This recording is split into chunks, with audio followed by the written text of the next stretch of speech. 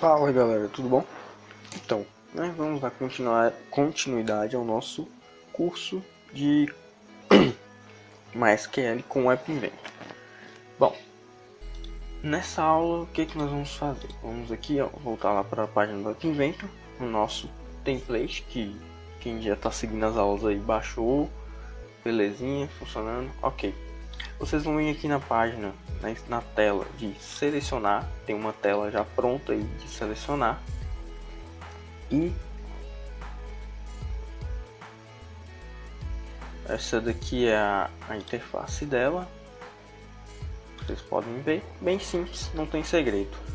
Tem um campo de busca onde nós vamos digitar um nome e clicar em buscar e aparecer aqui os resultados que seja compatível, com a sua busca. Vai aparecer aí numa lista aqui embaixo. Essa lista não está visível. Quer ver?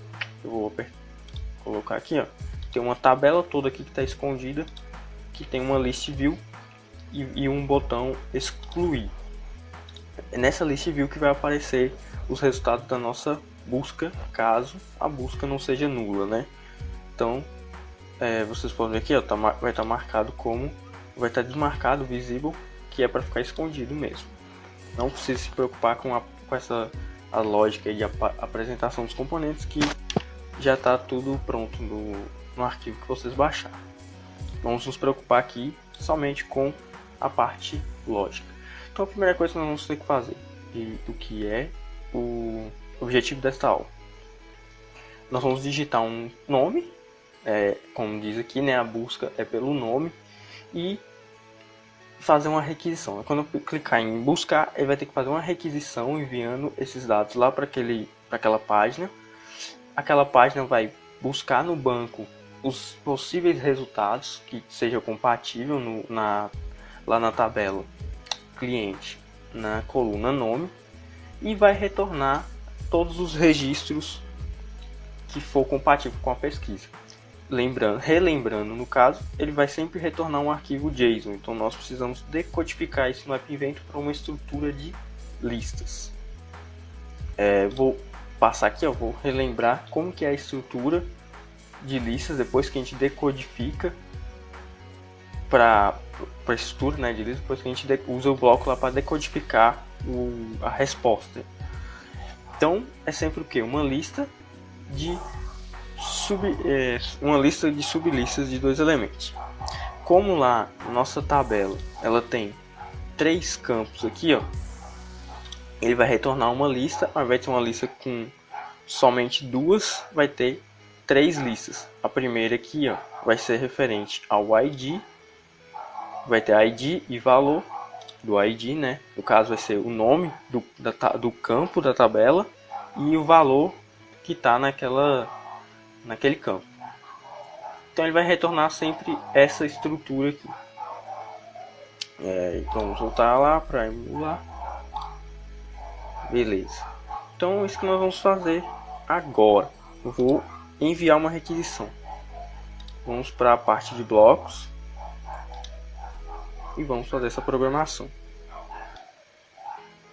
Então tudo tem que ocorrer quando eu clicar no botão de busca. Nós já fizemos uma requisição na aula passada. Então onde que eu pego este bloco? Primeiro, tem que colocar o componente web, que eu não coloquei ainda. Então vamos aqui em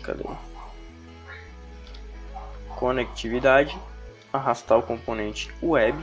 Esse eu vou renomear porque eu vou precisar de mais de um componente web nessa mesma tela.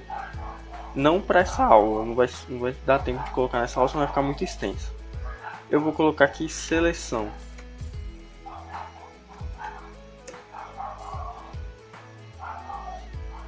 Beleza, renomeei.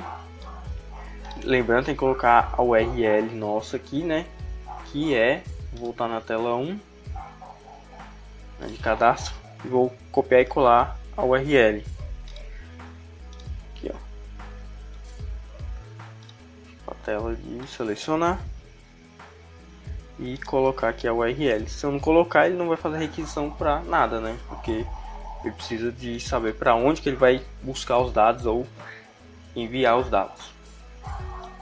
Agora sim, agora vamos pegar aqui o web, né, o seleção, e vamos fazer uma requisição do tipo post text, né, ou, este bloco aqui. Beleza, vamos pegar aquele bloco lá para construir o cabeçalho da requisição, isso é para facilitar. Então vamos pegar aqui e lembrando que ele recebe uma lista de sublistas de 2 elementos. Então vou construir uma lista aqui em list, make a list aqui, o primeiro bloco. Não, acho que é o segundo. O primeiro, lembrando, é a chave. E a chave nossa é SQL. Não se esqueçam disso, sempre vai ser SQL. Como eu expliquei na aula anterior, é a chave que a gente pega lá naquela página.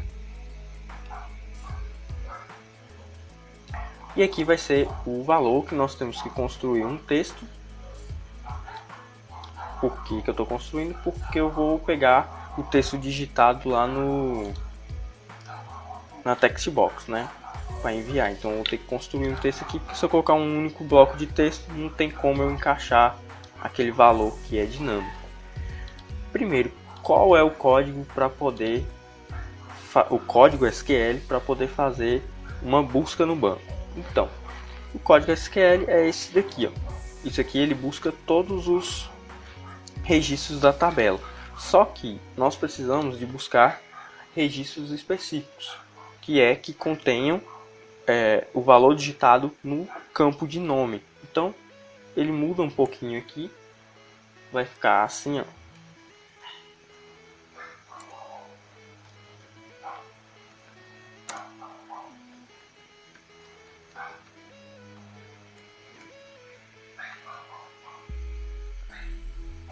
Vai ficar desse jeito, onde aqui valor vai ser o valor que for digitado na caixa de texto. Então eu vou pegar, ó, daqui para trás, vou copiar esse primeiro bloco aqui. O primeiro bloco aqui, então vou copiar, beleza. Aí ele vai concatenar, né, esse resultado aqui, esse texto, com o que? Com o que for digitado lá na txt nome busca. Então aqui eu vou pegar o texto, vou concatenar e agora só falta fechar aqui, né, que é o porcento e as aspas simples. Então tem que colocar um outro bloco de texto para poder fechar. Pronto. Isso tudo vai acontecer o que? Quando eu clicar no btn busca, mas eu vou colocar isso aqui dentro de uma função, de um procedimento. Então eu vou aqui em procedures, vou pegar um procedimento aqui e vou encaixar aqui. Vou mudar aqui para seleção. Esse é o nome do meu procedimento ou função. E aqui dentro do campo do evento de clique do botão busca, eu só chamo aquela função. Ok? Então, beleza. Até aí tudo bem, já vamos ter feito a requisição. Porém, temos que tratar a resposta, né? Porque o cadastro que nós fizemos na última aula era mais simples. Ele simplesmente envia os dados. Caso o código de resposta fosse 200, é porque a requisição foi realizada com sucesso. Então, nós simplesmente mostrávamos uma mensagem. Só que aqui não. Agora aqui eu vou receber uma lista de dados ou não, né? Vai depender. Mas eu preciso tratar ela de uma maneira um pouquinho mais complicada aqui naquela simples inserção de dados. Então, vou pegar o evento goToText, que é acionado assim que a requisição termina. E vamos lá. Primeira coisa que eu vou fazer, eu vou criar duas variáveis. Uma vai se chamar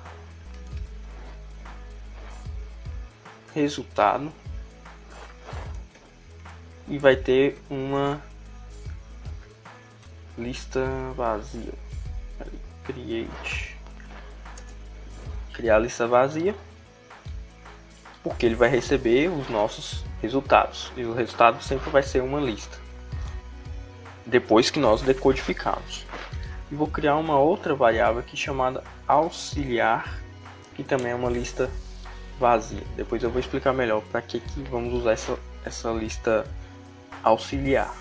Beleza. Então vamos lá. A primeira coisa é atribuir aqui para nossa variável global resultado o valor da resposta, né?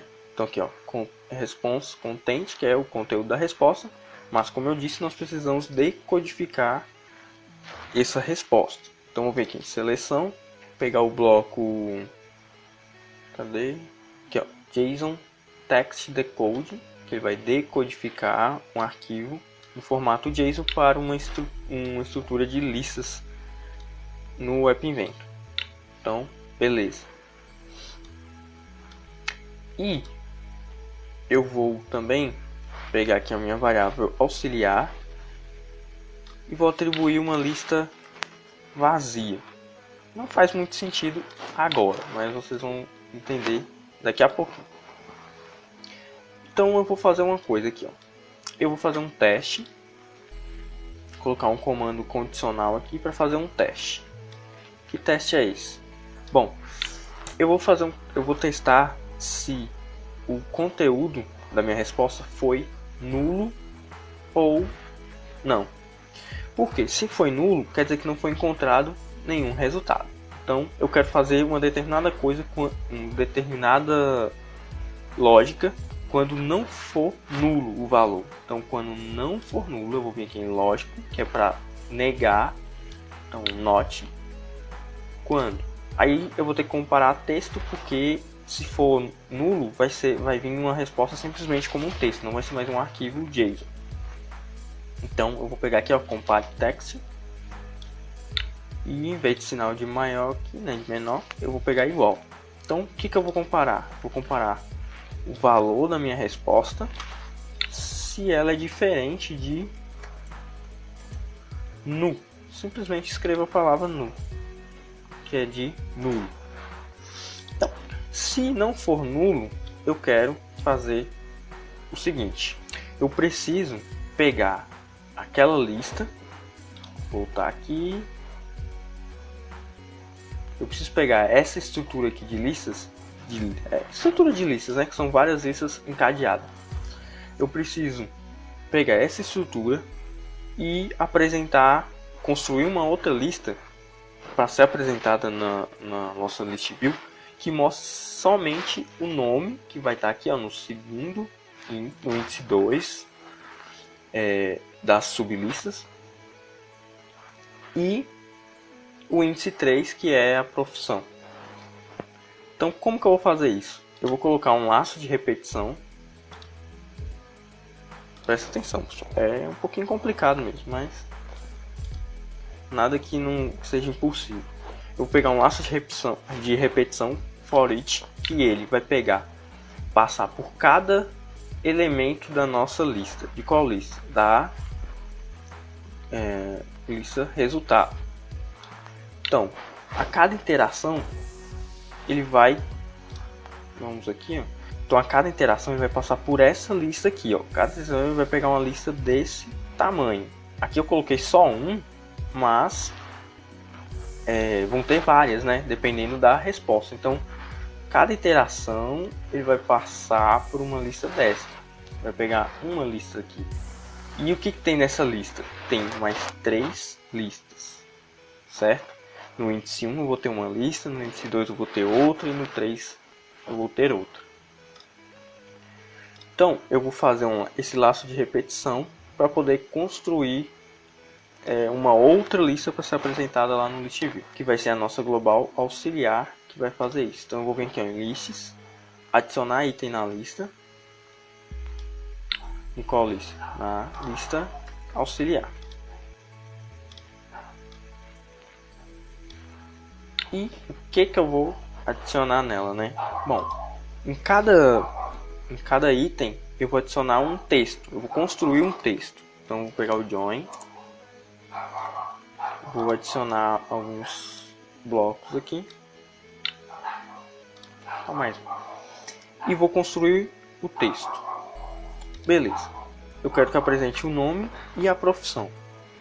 Então, vamos lá. Eu preciso selecionar agora, ó, dessa lista aqui, ó. Vamos voltar lá, ó. Primeira iteração. O que ele vai pegar? Vai pegar essa lista aqui. Certo? Então, se eu selecionar o segundo índice de item, ele vai pegar para mim exatamente o nome daquele registro. E se eu pegar o índice 3, ele vai pegar exatamente aqui, ó, essa última lista que vai ser a profissão e o valor da profissão. Então, vamos lá. Lista, selecionar item na lista. Aqui, ó, select list item.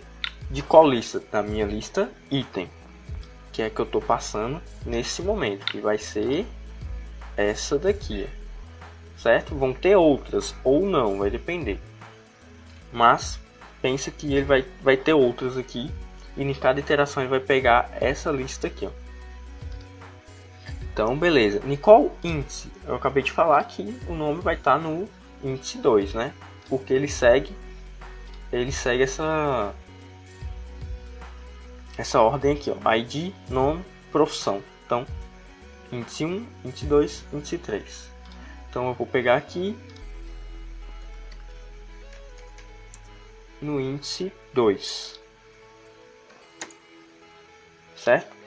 Eu vou dar uma quebra de linha aqui, ó, pegando um bloco de texto. E vou colocar /n. E agora eu vou pegar no índice 3. Então só copio e colo. E vou colocar aqui índice 3. Beleza.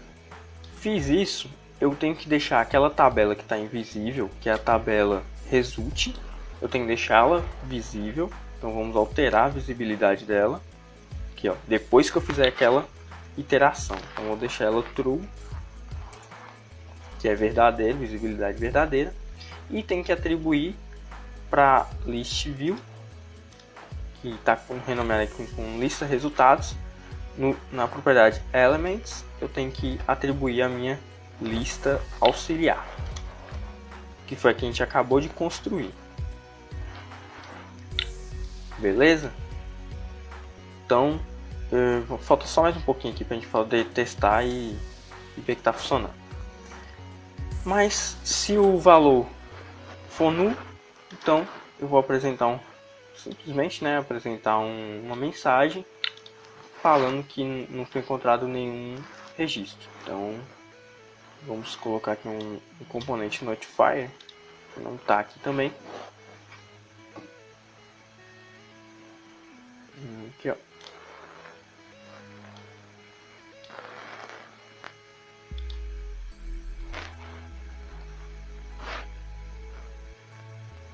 Então agora nós vamos só mostrar uma mensagem caso o valor retornado seja nulo. Aqui, ó, show alert.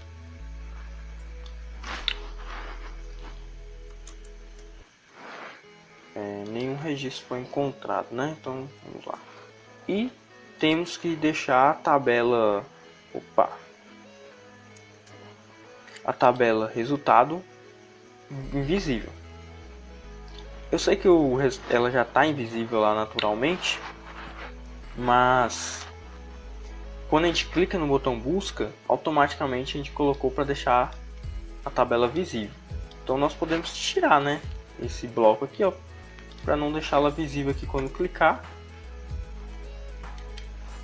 Então vou excluir aqui, ó. Se eu fizer isso, eu não tenho mais necessidade de colocar esse bloco aqui para deixá-la invisível. Então eu posso tirar isso aqui.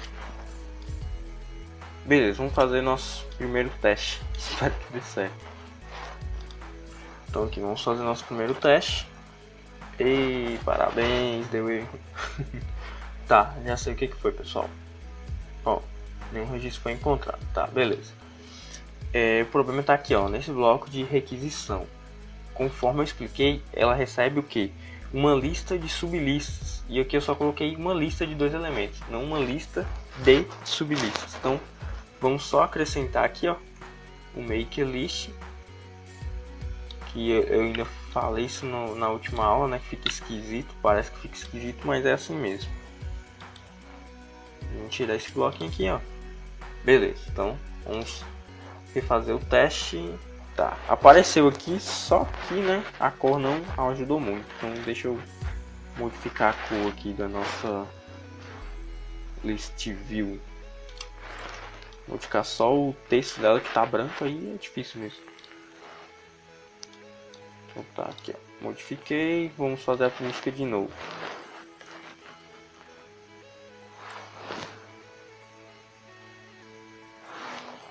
Vamos buscar. Tcharam, tá aí ó, nome Lucas Firmino, profissão programador. Apareceu aqui ó, os parênteses. Por quê? Porque eu simplesmente coloquei para concatenar o texto do índice 2. E no índice 2 tinha o quê? Uma lista de 2 elementos. Então ele apresentou a lista de 2 elementos. E quando você joga um valor de uma lista direto numa label, direto em algum campo valor de texto, ele apresenta com as aspas. Aspas não, com os parênteses. Então eu vou fazer um teste aqui, ó. Vocês podem ver que se eu pesquisar só L também vai. Não vai recarregar nada, mas aqui ó, recarregou, né? Beleza? Então se eu apagar aqui e mandar buscar novamente, eu paguei e ele vai buscar tudo, né? Vou colocar aqui só M.